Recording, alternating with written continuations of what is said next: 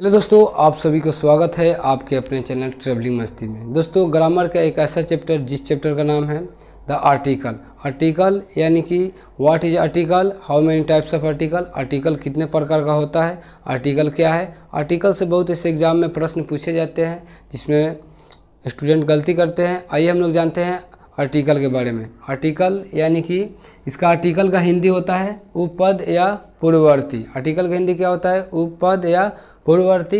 Article का definition क्या होगा? What is article. तो आर्टिकल यानी an article is a word that comes before nouns and also insures them. Article वह शब्द है जो संज्ञाओं के पहले आता है और उसे सुनिश्चित भी करता है।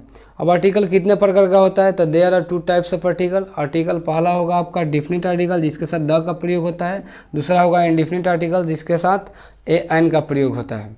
अब यहाँ पर इस प्रकार का आर्टिकल में प्रश्न अधिक से अधिक पूछा जाता है, जैसे आई एम में, या हो गया रानी इज एसडीओ। इसमें क्या प्रयोग करें? ए का प्रयोग करें या एन का? यहाँ पर तो देखने में आप लोग को लग रहा है कि एम क्या है? कॉन्सोनेंट है, तो इसके बारे में हम लोग जानेंगे। तो यानी कि इसका होगा कि कुछ ऐसे अंग्रेजी अल्फ़ाबेट्स जो संक्षिप्त में आते हैं, जो देखने में क्या है? कॉन्सोनेंट है, लेकिन उसका उच्चारण क्या होता है? वॉवेल्स होता है, जिसके कारण एन का प्रयोग किया जाता है। तो आइए हम लोग जानते हैं। यानी कि अप में आपका कॉन्सोनेंट है, डाउन में आपका क्या है? यानी कि वॉवेल्स है। यहाँ पर आपका जितना है F H L M N R S X, ये सब क्या है आपका? यानी कि कॉन्सोनेंट है, लेकिन उच्चारण के कारण इनके साथ वॉवेल का प्रयोग किया जा रहा है, यानी कि वॉवेल्स एन का प्रयोग किया जा रहा है।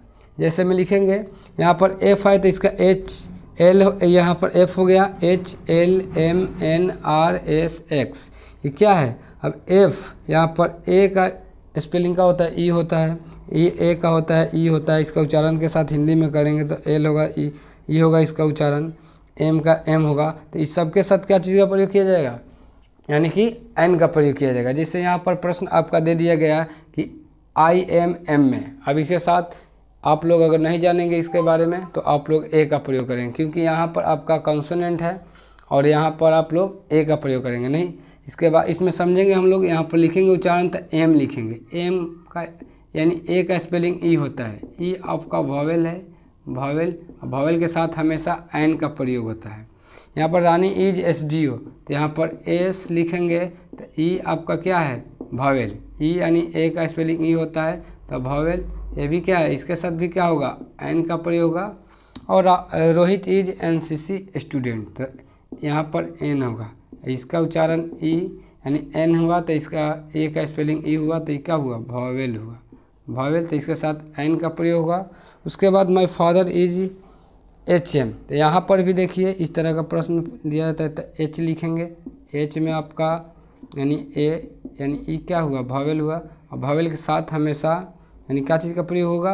एन का प्रयोग होगा। जैसे आपका वॉवेल कौन कौन होता है? ए ई आई ओ यू, यही आपका क्या है? वॉवेल। इस सब के साथ आपका क्या चीज़ का प्रयोग होगा?